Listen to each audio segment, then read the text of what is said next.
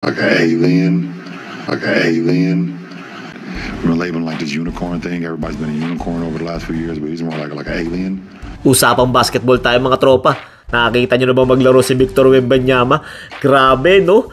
7'4 ang height nito pero parang gwardiya maglaro. Sobrang sikat na tong player na to kasi nga hindi pangkaraniwan sa player yung 7'4 yung height tapos gwardiya maglaro. Nasabi nga ni LeBron James na alien tong taong to. Malalaman natin yan. Pero bago ang lahat, huwag kalimutan muna mag-subscribe and share para sa marami pang usapang basketball. Let's go! Victor Wembanyama, born January 4, 2004, French professional basketball player nga to na na-draft ng San Antonio Spurs as a first overall pick nitong nakaraang NBA draft. So 7'4 to at 210 pounds. Merong tong 8 feet na wingspan. Na ngayon ang isa sa pinakamatangkad sa NBA kasama si Boban Marjanovic. Ang player na to ay napaka-flexible kagaya ng nakikita nyo at kayang-kaya niya maglaro ng number 1 to number 5 position. Tignan pa natin yung mga kaya niyang gawin. Ito yung pinaka-recent niyang laro bilang San Antonio Spurs. Ayan, sa unang play pa lang, kitang-kita natin kayang-kaya niya mag-dribble. Napakadali lang sa kanya mag-dribble kahit 7'4 yung height niya. Kaya niyang mag-crossover at kaya niyang pumasa na kahit naiipit na siya sa gitna. Dito naman, makikita natin kung gaano siya kagaling dumepensa. Tignan niyo yung lateral movement niya. 7'4 yan. Pero kayang-kaya niyang gumalaw kaliwat kanan. Kayang-kaya niyang sumapalpal anytime niya gusto. Kasi nga, mabilis yung legs niya. Ito, nakita niyo. Kayang-kaya niyang kumuha ng bola, tapos dribble kaliwa. Tapos nagagather lang siya ng mga paa niya, kayang-kaya na niyang bumitaw ng bola na napakadali lang para sa kanya. First step na kaliwa, gather, boom. Isa pa to, ang bilis niyang umisprint to, tingnan niyo. Sprint siya ng takbo, tapos dribble kaliwa, gather, tira, boom. Isipin mong mabuti, 7'4 yan. Tignan mo. Nag-dribble siya kaliwa, step back, fade away. Ang hirap gawin yan. Parang mga Dirk Nowitzki type na jumper. Ito yung isa sa mga play na gumulat talaga sa akin. Hindi ko talaga akalain gagawin niya yan. Nag-sidestep siya na napakabilis. Tingnan mo, yung guardia yung may hawak ng bola pero ang bilis niyang tumakbo. Halos kaya niyang sabayan. Tapos sidestep siya sa kanan papuntang kaliwa. Sabay dunk na napakadali lang gawin para sa kanya. Walang ka-effort. Tingnan mo. Kanan, kaliwa, boom! Eto, slow mo natin. Nakakuha ng guardia yung bola. Nagmamadaling tumatakbo. Kayang-kaya niyang sabayan sa takbuhan. Tapos, kanan, kaliwa, boom! Sidestep yun. Kayang-kaya niya. Eto naman, rebounding skills niya. Alam naman natin given na yun kasi nga sobrang laki niya.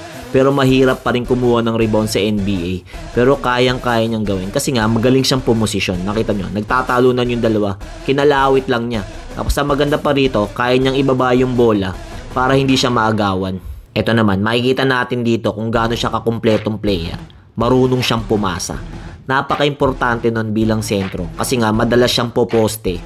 Kasi for sure siya yung first option ngayon ng San Antonio Spurs.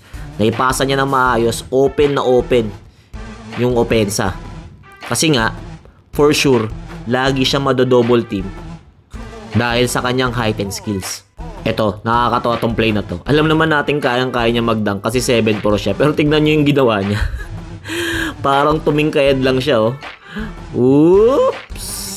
Kasi sobrang laki niya. Kaya andali lang talaga sa kanya dumunk tulad niyan. Ito naman, makikita natin kung gaano siya kagaling na shooter. Andali lang sa kanya mag-spot up shooting kasi nga matangkad siya. Pero ang ganda ka rin kasi ng flow nung bitaw niya. Na parang gwardiya talaga. Gusto ko dito, nakita ko kung gaano siya kabilis gumalaw kahit wala sa kanya yung bola. Nanggaling siya sa kabilang side ng perimeter pero nakuha niya na yung bola malapit doon sa nagdadala ng bola. Yun, doon na siya nakagather at ang dali lang sa kanya nakatira ng ganun. Ito naman, 3 points. Nakakita niyo yun? Yung ginawa kasi niya maganda rito, high pick and roll to. Tingnan nyo, ang taas niya nag-pick and roll tapos kumabig siya pa kaliwa then open siya. 3 points yan, 7'4 yan, isipin mo.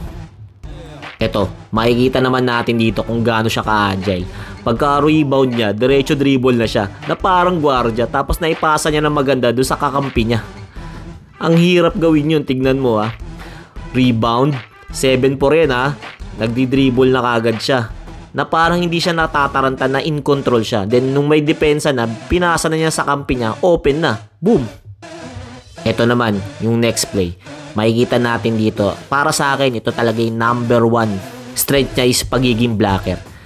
Sa bagay, sobrang laki talaga niya, 7'4 niya, pero hindi lang basta ganun yun. Yung timing sa pagtalon. Kasi galing siya sa depensa sa kabila pero nahabol pa niya, tingnan nyo, iba yung binabantayan niya, pero yung pinasahan, nahabol pa niya. Kasi magaling siya tumiming, mabilis yung legs niya, at matangkad siya. Ito naman, makikita naman natin dito kung gaano kabilis yung legs niya. Isipin mo, 7'4 yan bigla lang niyang pinasa sa kakampi, tas tinuro yung taas. Ayun, dunk na. Napakahirap gawin nun. Isa pa, ang maganda rito, yung sprint niya sa depensa.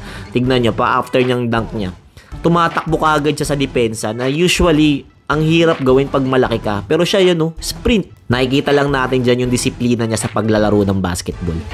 Eto, napawaw talaga ako sa play na to.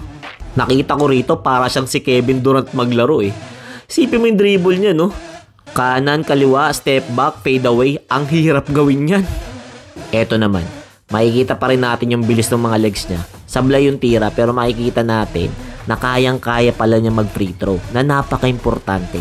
Kasi pag big man ka sa NBA, pagka hindi ka marunong mag-free throw, papaulin ka na lang papaulin Pero siya, 2 out of 2. Sobrang importante niyan. Eto pa, hindi lang siya sa supalpal magaling, pati umagaw marunong din siya. Mahirap gawin yun 7'4 ka tapos i-steal ka sa ilalim. Magaling kasi siya tumiming. Eto, makikita natin sa play nito kung gaano siya kalakas kasi napaka-flexible niya. Tingnan nyo. May bantay yan pero inabot niya yung ring na parang hinaabot yung langit. Kasi nga, ang flexible ng mga katawan niya na ang dali-dali lang niyang gawin yung mga tirang ganyan. Eto naman, makikita natin, mataas din yung basketball IQ niya. Alam niyang i-double team siya kasi nga siya yung scorer Tapos yun, naipapasa lang niya madali kasi nga nakatingin siya sa floor. Kumat yung isang kakampi niya, naipasa niya bigla. Eto, makikita nyo, lugi talaga yung kalaban. Kasi tingnan mo, ang layo niya nasa kabilang part siya ng ring. Pero yung sinupalpal niya, nandun pa rin sa kabila. Nahabol niya. Kasi nga, ang bilis ng legs niya, ang tangkad niya, mataas pa siyang tumalon. Wala na talaga ako masasabi sa player na to. Napaka-kumpletong player niya talaga. Na bihirang-bihira mong makita sa 7'4". Kaya siguro nasabi talagang alien to ni LeBron James. Ate, kung gaano kakumpleto tong player na to. 7'4 yung height, pero kaya magdala ng bola, kayang tumira sa labas, kayang dumang, kayang pumasa, mataas ang basketball IQ. Ano pang kakailanganin mo? Ito pa yung mga sinabi ni LeBron James sa kanyang interview. I've never seen, no one has ever seen anyone as tall as he is, but as fluid and as graceful he is out on the floor. I mean, at 7'4" or 7'5" or 7'3", whatever the case may be, his ability to put the ball on the floor, shoot step-back jumpers out of the post, step-back threes, catch and shoot threes, block shots. He's for sure a generational talent. Yun na nga, si LeBron James na nagsabi, generational player to. Kumbaga, sada sa 100 taon, isang beses lang lumalabas yung mga ganitong player. Kaya lahat ng tao sabik na makita maglaro si Victor Wembanyama sa parating na NBA season. So mga tropa, huwag kalimutan mag-subscribe and share para sa marami pang usapang basketball. Let's go! Thank you!